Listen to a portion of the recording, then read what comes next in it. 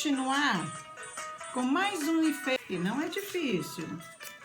O rolinho de papel higiênico cortou de um lado, cortei do outro lado e vou cortar tirinhas. Olha, dá para fazer 8 tirinhas. Não faça muito grosso, não. Depois pode usar a sua criatividade. Ou faça com a fogueirinha em pé, ou pode ir trançando também. Então, ó, então vai ficar bem legal. Olha só que bonitinho.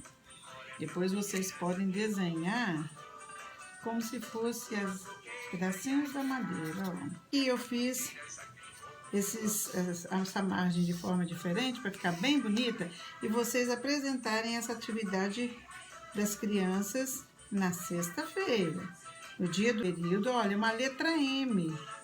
Pede a criança para fazer a letra M, põe a da lateral e fazer a letra M. E depois é só colorir. Colorir com lápis de cor, pode colorir com canetinha, tá? Depois de enfeitar. E agora nós vamos fazer as estrelas. Estrelinhas. A noite da festa junina. Nossas estrelinhas podem ser coloridas. Não esqueça de escrever o nome da criança e a data embaixo. Ela está sendo feita e vai ser apresentada no dia da nossa festinha particular.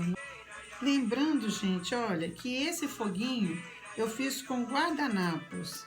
Eu peguei guardanapo, eu peguei pedacinhos de papel higiênico, a gente pode cortar, pintar com anilina, pintar com suco de uva ou suco de morango.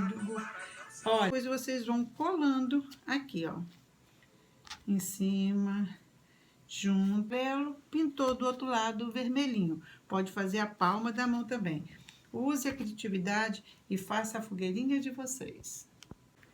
E estamos aguardando vocês para a nossa festinha em casa, Cantinho Junino da Escola